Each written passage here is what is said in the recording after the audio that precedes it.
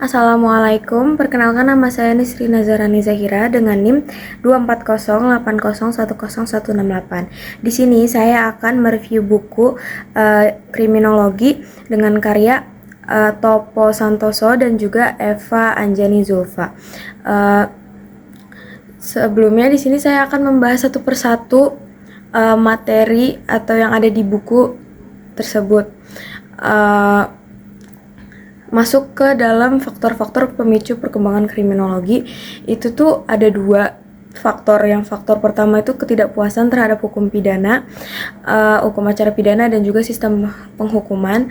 Dan itu tuh pada di abad 18 ada banyak kalangan yang mulai mempertanyakan sistem hukum yang ada. Hukuman yang pada masa itu seringkali sangat kejam dan juga tidak sebanding dengan kejahatan yang dilakukan. Misalnya tuh kayak pencurian dihukum dengan hukuman fisik berat. Muncullah pertanyaan kalau misalnya hukuman keras itu benar-benar buat orang jera atau tidak. Nah, juga faktor kedua itu ada penerapan mode statistik, yaitu pada di abad 19 mulai berkembang penggunaan data statistik untuk memahami pola kejahatan. Dan itu para ilmuwan mulai mengumpulkan data dan beberapa kejahatan di suatu kota di musim tertentu di kalangan usia tertentu, terlihat bahwa kejahatan tuh punya pola yang bisa dipelajari secara ilmiah. Itu menjadi fondasi yang penting bagi kriminologi sebagai ilmu yang berbasis data dan penelitian.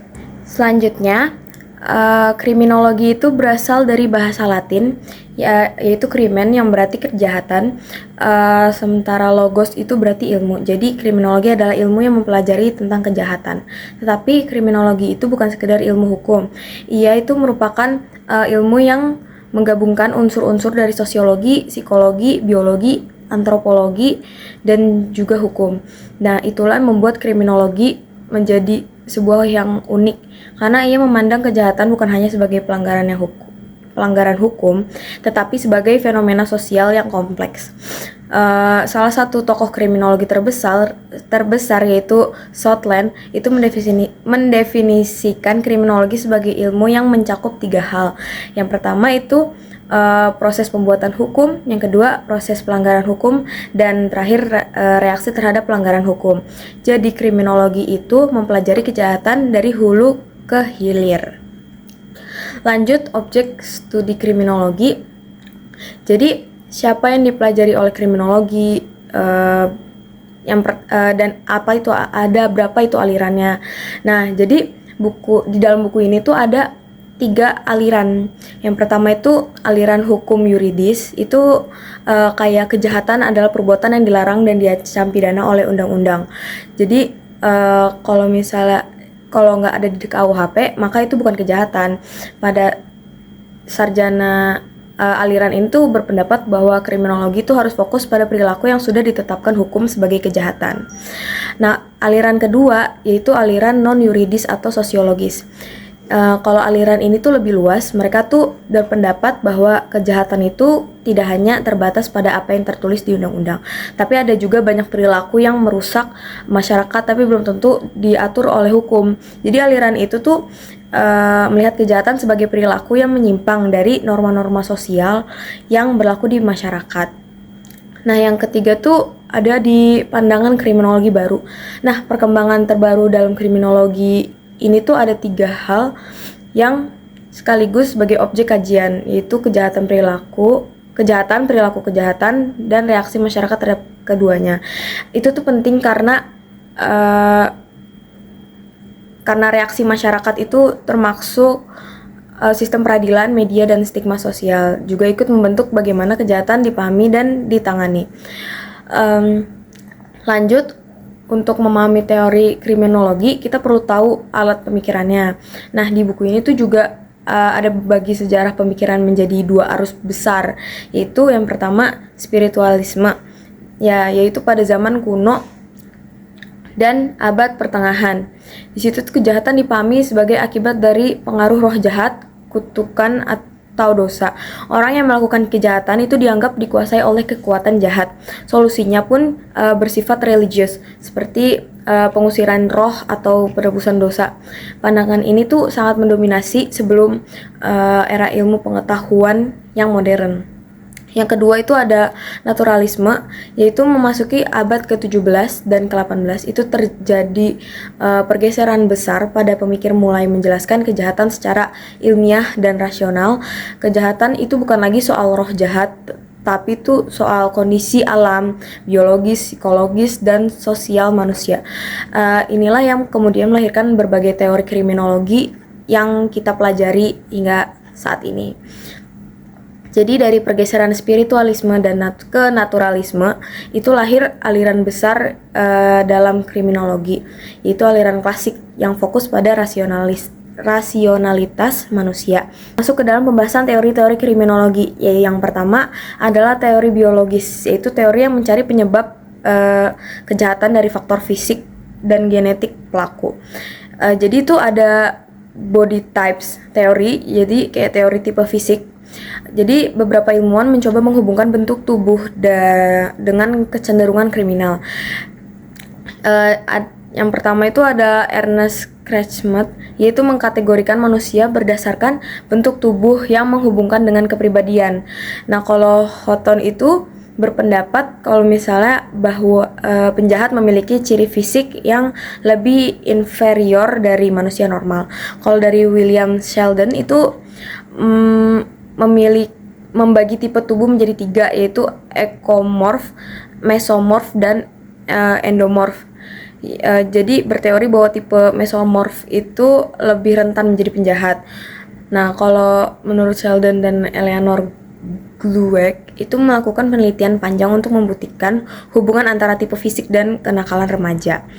Disfungsi otak dan learning disability. Itu penelitian juga menunjukkan bahwa gangguan fungsi otak dan kesulitan belajar itu bisa berkorelasi dengan perilaku kriminal. Bukan karena orang itu jahat, tetapi karena ada hambatan neurologis yang mempengaruhi kemampuan mereka mengendalikan diri. Lalu ada juga kriminalitas dan faktor genetik. Ada juga itu kajian tentang apakah kejahatan itu bisa diwariskan secara genetik. Ini tuh merupakan perdebatan yang besar dalam kriminologi. Apakah ada gen kriminal atau mayoritas kriminal modern tuh berpendapat bahwa genetika itu mungkin mempengaruhi temperamen seseorang, tetapi tidak secara langsung menentukan seseorang menjadi penjahat. Lanjut ke teori psikologis. Jadi selain biologi, buku ini tuh juga membahas teori psikologis yang melihat kejahatan dari dalam jiwa pelaku. Yaitu ada teori psikoanalisa Sigmund Freud. Itu berpendapat bahwa perilaku manusia itu dikendalikan oleh ego dan superego. Kejahatan itu terjadi ketika dorongan-dorongan primitif dan naluriah itu nggak berhasil dikontrol oleh ego dan superego. Orang-orang yang lemah, kontrol dirinya itu lebih mudah melakukan kejahatan.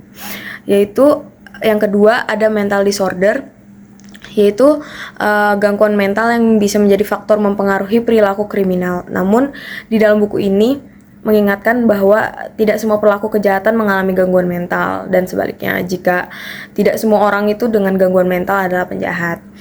Terus lanjut ada personality traits, itu dua peneliti sama si Dugadel dan Goddard, itu dua peneliti ini mempelajari keturunan keluarga penjahat dan berargumen bahwa sifat-sifat kepribadian tertentu itu bisa diwariskan, meski pandangan ini tuh banyak dikritik karena mengabaikan faktor lingkungan. Lanjut moral development, itu Lawrence Kohlberg itu berteori bahwa kejahatan berkaitan dengan rendahnya perkembangan moral seseorang. Orang yang moralnya belum berkembang itu cenderung hanya memikirkan kepentingan diri sendiri tanpa peduli dampak terhadap orang lain. Lanjut ada social learning theory, yaitu teori menyatakan bahwa perilaku kriminal itu dipelajari. Jadi seseorang bisa menjadi penjahat karena mengamati, meniru, dan mendapat penguatan dari lingkungan sekitarnya yang mendukung perilaku menjadi kriminal. Lanjut ke teori sosiologis. Nah, bagian ini tuh adalah inti dari dalam buku ini. Teori-teori yang melihat kejahatan dari sudut pandang masyarakat dan struktur sosial. Yang pertama itu ada teori anomi dari Emily Durkheim. Si Durkheim ini memperkenalkan konsep anomi, yaitu kondisi di mana norma-norma sosial itu melemah atau runtuh. Contoh misalnya saat terjadi perubahan sosial yang cepat dalam kondisi anomi, orang kehilangan pegangan moral dan lebih mudah melakukan kejahatan. Lanjut ke strain theory, itu dari Robert K. Merton. Itu mengembangkan bahwa teori ini itu dengan menyatakan bahwa kejahatan muncul akibat ketegangan antara tujuan sosial dan sarana tersedia. Jadi masyarakat mendorong semua orang untuk sukses secara materi, tapi tidak semua orang punya akses secara yang sah untuk mencapainya. Mereka tuh nggak punya akses yang bisa milih. Jadi mereka memilih cara ilegal dan itulah kejahatan. Lanjut ada social disorganization theory, yaitu ketika kejahatan lebih banyak terjadi di lingkungan yang tidak terorganisir secara sosial. Contohnya tuh kayak daerah yang kumuh, lingkungan dengan mobilitas penduduk yang tinggi, dan di mana ikatan sosial antar warga itu lemah dan kontrol sosial tuh tidak berjalan. Lanjut ke differential association, yaitu dari Edwin Sutherland. Itu salah satu teori yang paling terkenal, yaitu kejahatan dipelajari melalui pergaulan. Seseorang itu bisa menjadi penjahat itu bukan karena pembawaan dari lahir, tetapi karena intensitas pergaulannya dengan orang-orang yang mendukung perilaku kriminal itu lebih besar daripada pergaulan dengan orang-orang yang menentangnya. Ini tuh menjelaskan fenomena ya salah pergaulan. Nah, lanjut ke culture conflict theory, itu kejahatan bisa muncul dari benturan antara dua sistem nilai budaya yang berbeda. Misalnya saat imigran dengan nilai budaya tertentu masuk ke masyarakat yang baru memiliki norma yang berbeda. Konflik nilai ini bisa memicu perilaku yang dianggap kriminal oleh salah satu pihak. Lanjut ke social control theory, itu bertanya bukan mengapa orang melakukan kejahatan, tetapi justru sebaliknya, mengapa kebanyakan orang tidak melakukan kejahatan. Jadi menurut Travis Hirschi atau Social Bond itu berpendapat bahwa orang tidak melakukan kejahatan karena mereka terlihat oleh 4 ikatan sosial, yaitu attachment, commitment, involvement, dan belief. Semakin kuat ikatan ini, semakin kecil kemungkinan seseorang melakukan kejahatan. Lanjut ke self-control theory. Itu teori menyatakan bahwa lemahnya kontrol diri adalah akar dari semua kejahatan. Orang dengan kontrol diri yang rendah itu cenderung impulsif dan tidak memikirkan konsekuensi jangka panjang dan lebih mudah tergoda melakukan kejahatan. Lanjut, itu ada teknik of neutralization, yaitu menemukan bahwa sebelum melakukan kejahatan, pelaku biasanya memakai pembenaran-pembenaran untuk menetralisir rasa bersalahnya. Misalnya kayak korban orang kaya, semua orang juga bisa ngelakuin itu, atau kayak saya terpaksa karena tidak ada pilihan lain. Lanjut ke teori labeling atau konflik radical criminology. Di buku ini tuh penutupnya tuh ada 2 teori perspektif yang lebih kritis. Yang pertama itu labeling teori.